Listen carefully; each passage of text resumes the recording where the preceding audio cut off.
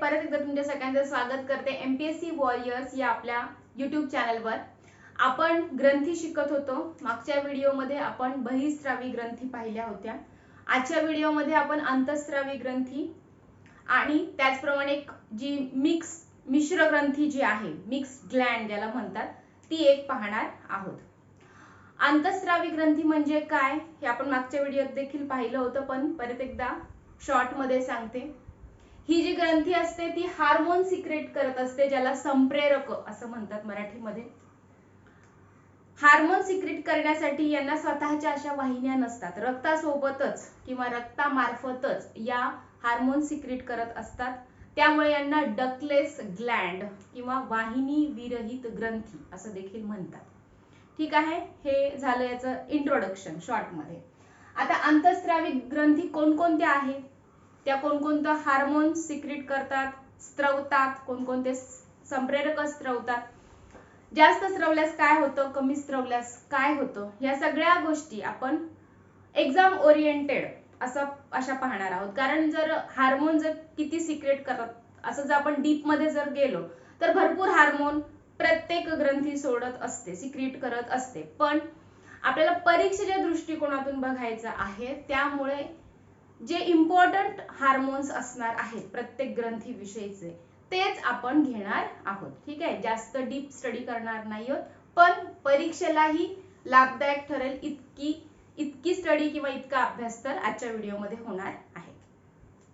तर पहिली ग्रंथी बघा, आपल्या मेंदूमध्ये 3 ग्रंथी असतात, ज्यापैकी पहिली ग्रंथी आहे हायपोथॅलॅमस, त्यानंतर आहे पिनियल ग्रंथी आणि तिसरी आहे पिट्युटरी ग्लँड, ज्याला पीयूष ग्रंथी असं म्हणतात। तर मेंदूमध्येच 3 ग्रंथी असतात। तर पहिली आहे हायपोथॅलॅमस ग्लँड किंवा हायपोथॅलॅमस ग्रंथी, ज्याला मराठीमध्ये नाव जर असेल तर ते मी तिथे सांगणारच आहे, ज्याला नाहीये त्याला तुम्हाला इंग्लिश मध्येच लक्षात ठेवावं लागणार आहे। तर ही ग्रंथी जसं मी सांगितलं मेंदूमध्ये असते। याच्यामधनं 2 हार्मोन सिक्रेट होत असतात। पहिला आहे नर्वस हार्मोन। नर्वस हार्मोन काय करत असतं, सर्व अंतःस्रावी ग्रंथींना कंट्रोलमध्ये नियंत्रणात ठेवण्याचं कार्य नर्वस हार्मोन करतं। तुम्हाला इथे लक्षात ठेवावं लागणार आहे की हायपोथॅलॅमस मधनं जी संप्रेरक स्त्रवणार आहेत, ज्यापैकी नर्वस हार्मोन जे आहे ते काय करत असतं, सर्वच अंतःस्रावी ग्रंथींना कंट्रोल करत असतं, नियंत्रणात ठेवत असतं। त्याच्यानंतर दुसरं हार्मोन जे आहे ते आहे डोपॅमाइन हार्मोन। याला न्यूरोट्रान्समीटर असं देखील म्हणतात। न्यूरोट्रान्समीटर असं का म्हणतात, बघा मेंदूमध्ये न्यूरॉन्स सेल्स असतात, ज्याला चेतापेशी असं म्हणतात। चेतापेशीपासून शरीराच्या कोणत्याही भागापर्यंत संदेशाचं वहन होत असल्यामुळे याला न्यूरोट्रान्समीटर असं म्हणतात। ठीक आहे, तर हा दुसरा हार्मोन आहे डोपॅमाइन। इथे तुम्हाला एक विकार लक्षात ठेवायचा आहे, ज्याचं नाव आहे पार्किन्सन्स विकार किंवा पार्किन्सन्स डिसीज। ठीक आहे, तर हा कोणाशी रिलेटेड असणार आहे, हा असणार आहे डोपॅमाइनशी रिलेटेड। या डोपॅमाइन हार्मोनशी रिलेटेड हा विकार तुम्हाला लक्षात ठेवायचा आहे, जर जास्त डीप मध्ये विचारलं तर। नाहीतर मग पार्किन्सन्स विकार कुठे होतो असं म्हटल्यानंतर कोणत्या ग्रंथीशी रिलेटेड आहे म्हटल्यावरती हायपोथॅलॅमस, आणि हार्मोनचं नाव विचारलं तर डोपॅमाइन। ठीक आहे, तर हा जो पार्किन्सन विकार आहे तो डोपॅमाइनचं हायपोसिक्रेशन, हायपो म्हणजे काय, कमी सिक्रेशन, हायपर म्हणजे काय, जास्त सिक्रेट झाल्यावर, हायपोसिक्रेशन जर झालं म्हणजे जर कमी स्त्रवलं डोपॅमाइन तर हा विकार होतो पार्किन्सन्स डिसीज, ज्यामध्ये शरीरावरती नियंत्रण राहत नाही। जसं की आता मी ठरवलेलं आहे की मी अशी स्तब्ध उभी राहणार आहे, तर हे झालं माझं शरीरावरती संतुलन जे होत आहे हायपोथॅलॅमस ग्रंथीमुळे। पण ज्यावेळेस पार्किन्सन्स डिसीज होतो त्यावेळेस माझा हात हालेल, माझा हातावरती कंट्रोल राहणार नाही, किंवा माझ्या डोळ्यांची जी उघडझाप आहे ती वेगळी जाणवेल, किंवा माझ्या चेहऱ्यावरचे हावभाव देखील तुम्हाला वेगळे जाणवतील। तर असा हा पार्किन्सन्स डिसीज आहे। इम्पॉर्टंट आहे डोपॅमाइन हार्मोन आणि हायपोथॅलॅमस ग्लँड, इथे लक्षात ठेवायचं आहे। त्याच्यानंतर मेंदूमधीलच दुसरी ग्रंथी आहे ती आहे पिनियल ग्लँड, पिनियल ग्रंथी असं याला म्हणतात। याचं जर स्थान जर विचारलं तर जिथे आपण कुंकू लावतो, टिळा लावतो, तिथे ही ग्रंथी असते पिनियल ग्लँड। यालाच थर्ड आय असं देखील म्हणतात सायंटिस्ट लोक. त्याचप्रमाणे याला बायोलॉजिकल ग्लँड असं देखील म्हणतात. नावं लक्षात ठेवायचे आहे, थर्ड आय, त्याचप्रमाणे बायोलॉजिकल ग्लँड. अग्र मस्तिष्काच्या मागे म्हणजेच याच्या आत, कपाळाच्या आत ही ग्रंथी असते, पिनियल ग्लँड. याच्यामधनं एक हार्मोन सिक्रेट होत आहे, मेलॅटोनिन हार्मोन. ठीक आहे. आता बघा, मेलॅनिन नावाचं एक पिगमेंट आपल्या शरीरामध्ये असतं. जर ते जास्त जर स्त्रवत असेल तर आपल्या शरीराचा रंग हा जास्त डार्क होत जातो. म्हणजे शरीराचा रंग हा मेलॅनिन नावाच्या पिगमेंट वरती अवलंबून आहे. जर ते कमी स्त्रवत असेल तर आपल्या जो शरीराचा कलर आहे तो अजून लाईट होत जातो. जास्त गोरे दिसतात ते लोक ज्यांच्यामध्ये मेलॅनिन पिगमेंट कमी असतं. तर त्याच्यावरूनच हा हार्मोन आहे मेलॅटोनिन हार्मोन. हा रात्रीच्या वेळेस सिक्रेट होतो, रात्रीच्या वेळेसच सिक्रेट होतो. त्यामुळे दिवसा जो आपल्या शरीराचा रंग असतो तो थोडासा डार्क झाल्यासारखा रात्री वाटत असतो, कारण हा हार्मोन रात्री सिक्रेट होत असल्यामुळे. ठीक आहे. आता याचं काम काय आहे? मेंदू पेशींची निर्मिती करणे, त्याचप्रमाणे स्मरणशक्ती वाढवणे, त्याचप्रमाणे इंटरनल बॉडी टेम्परेचर कंट्रोलमध्ये ठेवणे किंवा संतुलित ठेवणे, हे सगळे कार्य मेलॅटोनिन हार्मोनमुळे सुरळीतपणे होत असतात. लहान मुलांमध्ये पिनियल ग्लँड ज्या असतात, पिनियल ग्लँड हे हार्मोन नाही, पिनियल ग्लँड जास्त ऍक्टिव्ह असतात. त्यामुळे लहान मुलं जास्त झोपतात. ठीक आहे. आणि जसं जसं वय वाढत जातं तसं तसं पिनियल ग्रंथी जी आहे ती कमी, तिचं सिक्रेशन होत जातं. त्यामुळे आपल्याला झोप देखील आपली झोप कमी कमी होत जाते. म्हाताऱ्या माणसांमध्ये तर ती खूपच जास्त कमी प्रमाणात दिसते. ठीक आहे. तर ह्या झाल्या दोन ग्रंथी ज्या मेंदूमध्ये होत्या. आता आपण अजून एक तिसरी ग्रंथी पाहणार आहोत, पिट्युटरी ग्लँड. तिसरी ग्रंथी आहे मेंदूमधील पीयूष ग्रंथी, ज्याला पिट्युटरी ग्लँड असं म्हणतात. बघा, या ग्रंथीमधनं भरपूर हार्मोन्स सिक्रेट होत असतात, पण आपण अतिशय महत्त्वाचेच हार्मोन्स घेत आहोत इथे. हार्मोन्सची नावं इंग्लिश मध्येच आहे, त्यामुळे जी आर्ट्स आणि कॉमर्स मधून आलेली विद्यार्थी आहेत त्यांना थोडंसं अवघड जाऊ शकतं, पण पेशन्सली जरा अभ्यास करायचा आहे तर जरा सोपं होणार आहे. ठीक आहे. तर बघा, पीयूष ग्रंथी कुठे असते? मेंदूच्या खाली, किंवा असं आपण म्हणू शकतो की या ग्रंथीवरच आपला मेंदू आहे, असं आपण याचं स्थान सांगू शकतो. वजन जर याचं सांगायचं ठरलं तर 0.6 ग्रॅम इतकं कमी असतं या पिट्युटरी ग्लँडचं वजन.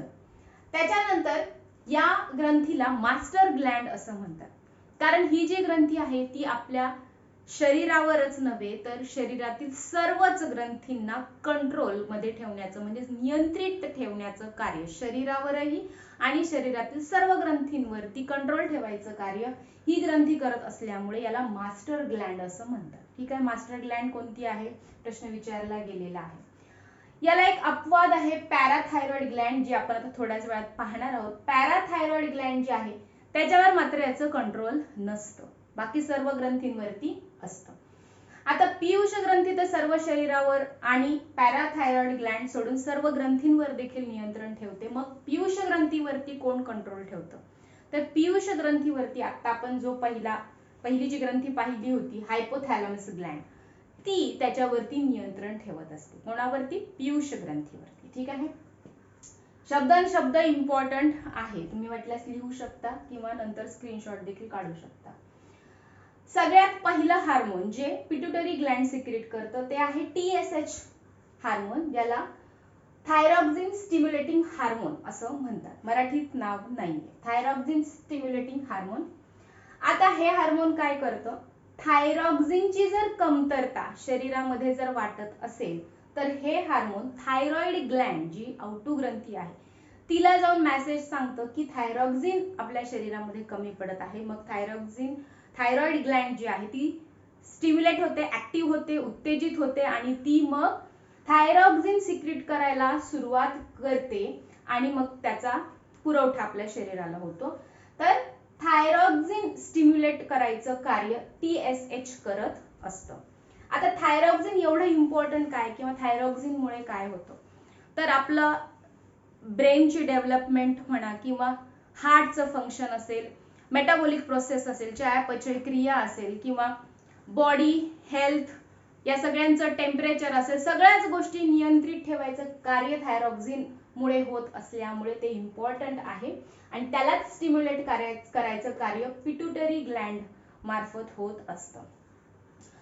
दुसरा हार्मोन जे आहे जे पिट्युटरी ग्लँड सिक्रीट करते ते आहे ग्रोथ हार्मोन GH किंवा त्यालाच STH सोमॅटोट्रॉफिक हार्मोन असं देखील म्हणतात. वेगवेगळ्या पुस्तकांमध्ये वेगवेगळी नावं आहेत.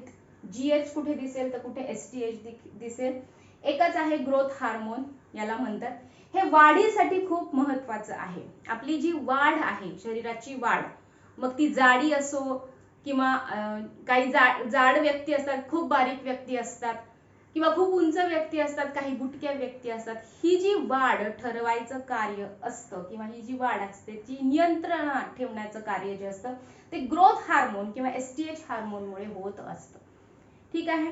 आणि जर ही वाढ जर अनकंट्रोल झाली म्हणजेच हायपर झाली, जर ग्रोथ हार्मोन किंवा STH जास्त प्रमाणात सिक्रीट व्हायला लागले तर लहान मुलांमध्ये गिगॅन्टिझम हा आजार होतो, ज्याच्यामध्ये मंदबुद्धी किंवा मंदबुद्धीपणा वगैरे त्या मुलांमध्ये जाणवतो. त्याचप्रमाणे जर मोठ्यांमध्ये ॲडल्ट मध्ये जर हायपर सिक्रेशन या ग्रोथ हार्मोनचं जर झालं तर त्यांच्यामध्ये ॲक्रोमेगली हा आजार संभवत असतो. तर हे दोन आजार लक्षात ठेवायचे आहेत जे की ग्रोथ हार्मोनशी रिलेटेड आहेत.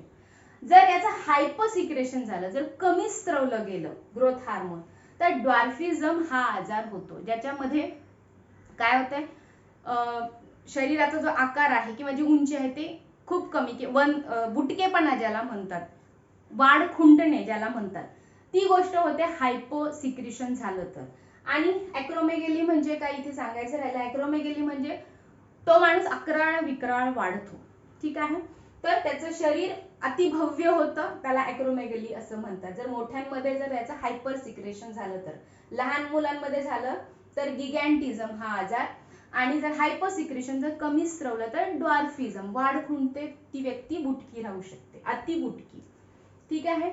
त्यानंतर तिसरा हार्मोन आहे LTH, ज्याला लॅक्टोजेनेटिक हार्मोन किंवा त्यालाच प्रोलॅक्टिन हार्मोन असं देखील म्हणतात. पुस्तकांमध्ये नावं वेगळी असू शकतात, म्हणजे यापैकी कोणती तरी एक असू शकतात. तर याचं कार्य काय आहे, प्रोलॅक्टिन हार्मोन किंवा लॅक्टोजेनेटिक हार्मोनचं दूध निर्माण करणे. आपण मॅमरी ग्लँड देखील पाहिल्या होत्या बहिःस्रावी ग्रंथीमध्ये, तिथे देखील तेच कार्य आहे. तेच इथे आहे की दूध निर्माण करणं.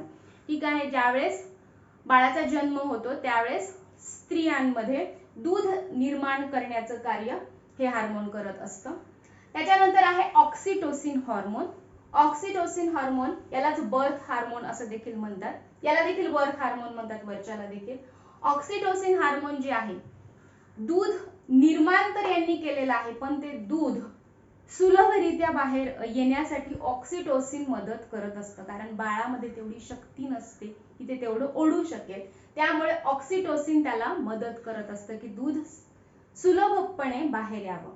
बघा, ऑक्सिटोसिन नावाची इंजेक्शन्स असतात जी प्राण्यांना, स्पेशली गाई म्हशींना दिली जातात, जेणेकरून दूध जास्त प्रमाणात निर्माण व्हावं आणि खूप जास्त प्रमाणात ते बाहेर काढता यावं आणि काढताना ते सुलभपणे काढता यावं, यासाठी याचा मिसयूज होताना दिसत आहे. ठीक आहे. वॅसोप्रेसिन हार्मोन आहे शेवटचं इम्पॉर्टंट असं पिट्युटरी ग्लँड मधलं वॅसोप्रेसिन हार्मोन.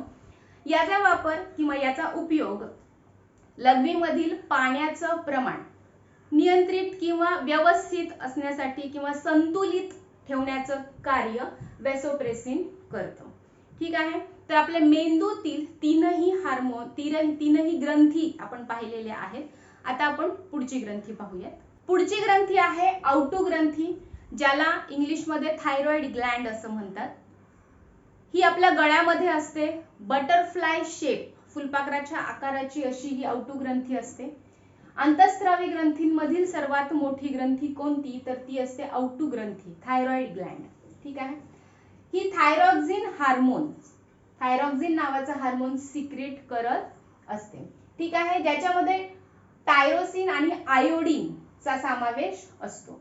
थायरॉक्सिन हार्मोन्स सिक्रेट केल्यामुळे काय काय होतंय, बीपी कंट्रोल मध्ये राहतो, त्याचप्रमाणे मेंदूची जी वाढ आहे ती व्यवस्थित होते, त्याचप्रमाणे हार्टचं फंक्शन नीट होतं, बॉडी टेम्परेचर, त्याचप्रमाणे मसल डेव्हलपमेंट, मेटाबॉलिक प्रोसेस जी चयापचयाची क्रिया, या सगळ्या गोष्टी म्हणजे जवळपास शरीरातील सर्वच गोष्टी व्यवस्थित होत असतात थायरॉक्सिन हार्मोन्समुळे. त्यामुळे थायरॉइड ग्लँड ही खूप महत्वाची ग्रंथी आहे. ठीक आहे. आता याच्यामुळे होणारे रोग बघा, गॉइटर हा एक आजार होतो औटू ग्रंथीमध्ये. थायरॉक्सिन हार्मोन जर इथे कमी प्रमाणात जर सिक्रीट झाला तर. स्त्रियांमध्ये होतो हा आजार गॉइटर, आणि जास्त करून ज्या पर्वतीय जो एरिया आहे तिथे राहणाऱ्या स्त्रियांमध्ये हा गॉइटर आजार दिसतो. आयोडीनची कमतरता हेच याचं मुख्य कारण आहे की आयोडीन डिफिशियन्सी झाल्यानंतरच हा गॉइटर आजार होतो, ज्याच्यामुळे तो गळाचा एवढा मोठा सुजलेला असा दिसतो, खाली आलेला दिसतो आपल्याला. ठीक आहे, कारण थायरॉक्सिन हार्मोन बनलेलंच आहे टायरोसिन आणि आयोडीनमुळे, आणि आयोडीनच जर आपल्या शरीरात मिळत नसेल तर गॉइटर होणार. त्याच्यानंतर क्रिटिनिसिझम हा जो एक आजार आहे तो लहान मुलांमध्ये पाहायला मिळतो. ज्यावेळेस गर्भवती महिलेला जर आयोडीन मिळालं नाही तर होणाऱ्या बाळाला क्रिटिनिसिझम हा आजार होऊ शकतो. तर त्याचंही कारण डिफिशियन्सी ऑफ आयोडीन हेच आहे, आयोडीनची कमतरता हेच आहे याचं कारण देखील. त्यानंतर आहे हाशिमोटोज, हा एक आजार आहे, हा एक लक्षात ठेवायचा आहे. हाशिमोटोज आजार यालाच सुसाइड ऑफ थायरॉइड असं देखील म्हणतात. का म्हणतात, कारण थायरॉक्सिन हार्मोनच बनत नाही किंवा खूपच कमी प्रमाणात बनत असल्यामुळे हाशिमोटोज हा आजार होऊ शकतो. ठीक आहे. त्याच्यानंतर पुढची ग्रंथी आहे पॅराथायरॉइड ग्रंथी किंवा ज्याला पॅराथायरॉइड ग्लँड असं म्हणतात. औटू ग्रंथी म्हणजे थायरॉइड ग्लँडच्या मागे ही ग्रंथी पाहायला मिळते. याच्यात दोन जोड्या असतात, 2 पेअर्स असतात, आणि ही हरभऱ्याच्या डाळीप्रमाणे एवढी बारीक अशी ग्रंथी आहे. याच ग्रंथीवरती पिट्युटरी ग्लँड म्हणजे पीयूष ग्रंथीचं नियंत्रण नसतं. आता पॅराथायरॉक्सिन हार्मोन हे हार्मोन सिक्रेट होत असतं पॅराथायरॉइड ग्लँड मधून. ठीक आहे. याचं कार्य काय आहे पॅराथायरॉक्सिन हार्मोनचं, रक्तातील कॅल्शियम आणि फॉस्फरसचं जे प्रमाण आहे ते संतुलित ठेवणं, त्याचप्रमाणे हाडांमध्ये विटॅमिन डी ला ऍक्टिव्हेट करणं, सक्रिय करणं, हे कार्य आहेत पॅराथायरॉक्सिन हार्मोन्सचे. याच्यामुळे याचं जर जास्त सिक्रेशन जर झालं, हायपर सिक्रेशन जर झालं तर टेटनी हा आजार होतो जो दाताशी रिलेटेड आहे, आणि ऑस्टिओपोरोसिस हा एक आजार होतो जो की हाडाशी रिलेटेड आहे, ज्याच्यामध्ये हाडांना छिद्र वगैरे पडू शकतात. ठीक आहे. तर तुम्हाला इथे रोग लक्षात ठेवायचे आहेत आणि कोणतं हार्मोन आणि त्यांची जागा वगैरे तुम्हाला लक्षात ठेवायचं असतं. पुढची ग्रंथी आहे थायमस ग्रंथी, ज्याला थायमस ग्लँड असं म्हणतात. ही ग्रंथी छातीमध्ये असते आणि ही एकमेव अशी ग्रंथी आहे जी 15 वर्षापर्यंतच ऍक्टिव्ह असते, सक्रिय असते, त्यानंतर ती ऍक्टिव्ह तितकी नसते. लहान मुलांमध्येच ही ग्रंथी आढळते असं देखील आपण म्हणू शकतो. ठीक आहे. 15 वर्षानंतर ती नसते. याच्यामधून थायमोसिन्स हे हार्मोन सिक्रेट होत असतं. थायमोसिन्स नावाचं संप्रेरक ही ग्रंथी स्त्रवत असते. आता बघा, थायमस ग्रंथीमध्ये प्रोटीन आणि लिम्फोसाइट ने ही ग्रंथी बनलेली आहे. प्रोटीन आणि लिम्फोसाइट. लिम्फोसाइट हे नाव आपण रक्त हा जो चॅप्टर होता त्याच्यामध्ये ऐकलेला आहे. WBC जे असतात, व्हाईट ब्लड कार्पसल्स, ज्यावेळेस रक्ताचा कॅन्सर होतो तोच या लिम्फोसाइट WBC च्या ज्या सेल आहेत लिम्फोसाइट नावाच्या त्यालाच होत असतो. तर ह्या लिम्फोसाइट ज्यांचे परत सबटाइप आहेत टी सेल आणि बी सेल, ज्या मिळूनच WBC बनलेल्या असतात. तर या ग्रंथींमुळे लिम्फोसाइट त्याच्यामध्ये असल्यामुळे इम्युनिटी जी आहे, ठीक आहे, रोगप्रतिकारक शक्ती जी आहे ती लहान मुलांमध्ये चांगली राहत असते. कोणामुळे? थायमस ग्लँडमुळे. त्यामुळेच लहान मुलांमध्येच ही जास्त ऍक्टिव्ह असते, त्यांची इम्युनिटी चांगली राहावी म्हणून. ठीक आहे. त्याच्यानंतर मात्र मोठे होतात तर आपापली काळजी आपण घ्यायची असते. त्याच्यानंतरची ग्लँड आहे अधिवृक्क किंवा ऍड्रिनल ग्लँड, अधिवृक्क ग्रंथी. वृक्क हा शब्द आपण ऐकला होता कुठे? किडनीच्या चॅप्टर मध्ये. किडण्या ज्या असतात दोन, त्याच्या वरती ही ग्रंथी असते, दोन्ही किडण्यांच्या वरती ही ग्रंथी असते ऍड्रिनल ग्लँड. याच्यामधून ऍड्रिनल हार्मोन्स निघत असतात. याचं टेक्निकल नाव, ऍड्रिनल ग्लँडचं टेक्निकल नाव आहे 4S आणि 3F, हे टेक्निकल नाव आहे.